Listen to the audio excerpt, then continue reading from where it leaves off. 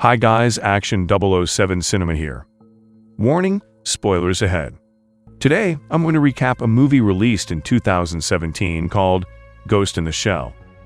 A major from a law enforcement team has the body of a cyborg, but the brain and soul of a human. Will she find out about her real past before she becomes a cyborg? Let's find out together.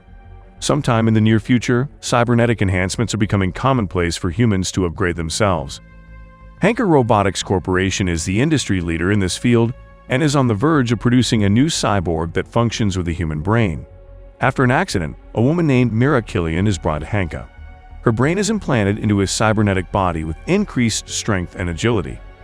Mira wakes up in her new body and is greeted by Dr. Allet, the body's engineer. She asks Mira if she remembers the accident. Mira vaguely recalls that she drowned because of a terrorist attack on a ship. After completing the transfer process, Dr. Allet talks with Hanka's CEO, Cutter. Cutter wants Mira to be assigned to Section 9 in Anti-Terrorism Division, but Dr. Allet believes she isn't ready. 1 year later, after her assignment to Section 9, Mira became known as the Major. She is listening in on a conversation between Hanker representative Dr. Osmond and an African ambassador from the roof of a building. Mira works with Badu and Ladria, who take their orders from Section 9 Chief Daisuke Aramaki. A few armed men walk into the building and shoot the security. Several geisha bots attack the participants in the room during the conference before the armed men come in and kill them. The attack prompts Mira to act despite Aramaki's orders. She turns invisible and leaps from the roof, swinging into the chamber and firing at the geisha bots. Before Mira can intervene, one of the geisha bots hacks into Dr. Osmond's neck and murders him. Cooperate with Hanker Robotics and be destroyed, says the geisha bot before getting shot in the head by Mira. Her colleagues arrive and take over the crime scene. Back from her duties, we see Mira's life at home as a cyborg, having to charge her body. The next day, Aramaki and the Section 9 crews gather to discuss the attack.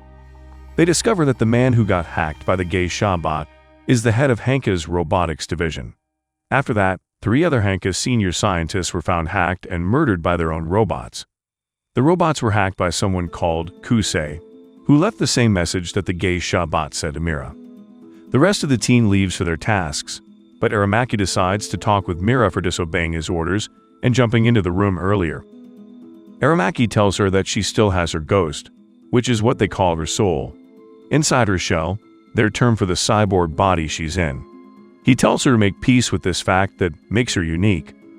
Mira goes to Hanka headquarters with Badu. She visits Dr. Allet, who still frequently maintains and repairs her body when damaged. Mira reports the glitches she's been experiencing and says that her past memories are very foggy. Dr. Allet reminds her that her past doesn't define who she is now.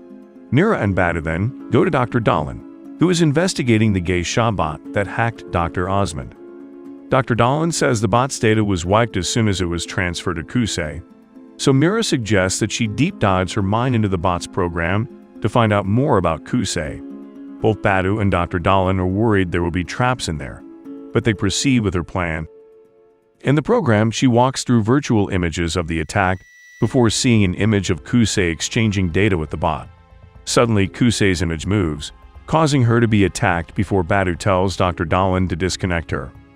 Mira says she knows where Kusei is. Mira, Badu, and Ladria prepare to enter a Yakuza club. The team uses their mind to communicate, and Mira informs that the target is in the basement. She goes in first and gets grabbed by a man asking what she's doing there. She tries to get information by asking for illegal match work, but instead the man and another guy say they should have fun and bring her to a private room. Badu goes in now, smuggling a gun through the restroom. The men handcuff Mira and close the room. Another man is asking her some questions. Unfortunately, the room blocks Mira's signal to Badu and Ladrio, while she gets tortured by a taser to make her talk. She drops her act and beats up the men, Badu also starting a fight outside. It turns into a gunfight, and when all the goons die, Mira and Badu go to the basement. She sees Kusei, but the figure disappears like one of her glitches. She then notices bombs in the room and tries to run with Badu, but they still get blasted. When Mira awakes, Dr. Allet is there fixing her damaged body. Mira mentions her glitches have been getting worse since the deep dive. Dr. Allet is worried because she's entered the same body that Kusei was in. It's dangerous because Hanka can't protect her mind from attacks, but Mira doesn't seem to care. She then visits Badu, who is getting his damaged eyes exchanged with cybernetic ones. Meanwhile, Cutter meets with Aramaki because he's upset about Mira's damaged body and her deep diving into the geisha bot. He threatens to destroy Section 9, but Aramaki says they answered the Prime Minister, not Hanka. In Hanka HQ, Dr. Dahlin is looking into a file called Project 2571 before Kusei attacks her, asking her what Hanka took from him. She says they don't tell them what it is, so he kills her. On the road, Mira and Badu get a call about the attack and go to Hanka HQ.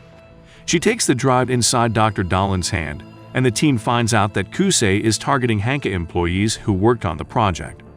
She figures out that Dr. Allet is the next target. Kusei hacks into 2 sanitation workers to ram their truck into Dr. Allet's car. Dr. Allet is alive, but the men go out to shoot her and ask her for information about the project before the Section 9 team intercepts them. A shootout happens, and Mira chases one of the hacked men who run away. She beats him up, taking him to Section 9 to interrogate. Lee says they got the wrong guy as he doesn't know how the attack happened. He says he has a wife and daughter, but Mira tells him he doesn't and that he's lived alone for years. Lee panics and doesn't believe her. Apparently, Kusei wiped his memory and made a new one when he hacked Lee. Kusei connects to Lee again, and Mira goes into the room with him while the team tracks his code. She asks who he is, and he says she's not going to find him as he's not done with his plans and disconnects from Lee. The team finds his location, and they plan an ambush. They enter and attack the men inside. Mira finds many men sitting in a circle, connected to an extensive network. She says that Kusei made his own network from human minds. That's why they couldn't find him. She moves on to explore and sees another glitch before getting attacked by Kusei's men. She gets connected to and suspended on cables when Kusei approaches her. He says he's connected her to the network he created, where his ghost can survive and regenerate. After reading Mira's code, he becomes fascinated and tells her that she is made perfectly by Hanka after they made him with many mistakes. She insists that killing his makers is still wrong, but Kusei says they tried to kill him first, and he only wants to know what they took from him.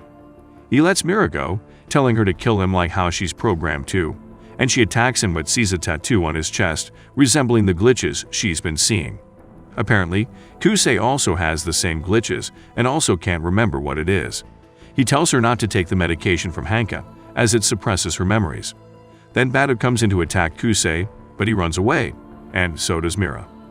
She goes to Dr. Owlet's house, asking how many other cyborgs Hanka made before her. Dr. Owlet reveals that there were 98 others before her that failed. She says that Cutter brought the bodies, and the scientists didn't ask questions. They also gave Mira false memories of her past. Meanwhile, Badu is looking for her and finds her on a boat after diving. She thinks he's going to kill her, but he denies it. The boss, Cutter, wants to bring Mira to Hanka HQ, so he sends many men to take her. She is sedated in a room with Cutter and Dr. Owlet talking nearby. Cutter orders Dr. Owlet to download the data of Kusei from Mira's mind before killing her. Dr. Owlet is hesitant because she cares for Mira, but Cutter tells her to just build a new one. Dr. Owlet obeys and goes to delete Mira's memories, but instead, she lets Mira escape while giving her information about her real past. For that, Dr. Owlet gets killed by Cutter. He then informs Section 9 that Mira killed Dr. Owlet and that they should have no more contact with her, but Aramaki doesn't believe him. Mira goes to an apartment that Dr. Owlet gave her the keys to. She meets her real mother there and finds out that her name was Motoko Kusanagi. Her mother thought she was dead after getting chased by the police, who told her that she had killed herself a year ago, although she didn't believe them. Mira gets overwhelmed and leaves, but promises she'll come to visit again. She then contacts Aramaki, saying Hanka lied about her past, and there are others like her, including Kusei, and that's why he's coming for Hanka. She asks him to put her on the grid so Kusei can find her, but it will also lead Cutter to her. Aramaki agrees and says he'll talk to the Prime Minister about Cutter's misconduct. From his office, Cutter is listening to their conversation. He sends some men to kill Aramaki, but he kills them instead and informs the Section 9 team that they're being hunted. Mira goes to the temple that she's been seeing as glitches and remembers the night when Hanka attacked and kidnapped them. Kusei approaches her, and she tells him that his name was Idio, and they used to live together as runaways. Suddenly, an explosion happens, and a huge spider tank controlled by Cutter starts attacking them. It almost kills Kusei before Mira jumps on the tank and destroys it, along with her own body. She lays on the ground with Kusei, who asks her to join him in his network, but Mira says she's not ready. Kusei's soul then leaves before his head is shot by Hanka's helicopter. They are about to shoot Mira too, but her team from Section 9 comes to save her. Bada comes to help her get up again, and Aramaki visits Cutter to bring news from the Prime Minister that he is charged with murder and crimes against the state. Cutter tries to shoot Aramaki, but Aramaki shoots his leg first. He then kills Cutter after receiving consent from Mira. The movie ends with Mira visiting her own grave and telling her mother that she doesn't need to come there anymore. She then continues to work with Section 9 to bring justice. In the end, technological advancement is a double-edged sword that can ruin or improve society. Mira's story exemplifies how scientific research, if not controlled with ethics, can lead to tragedy.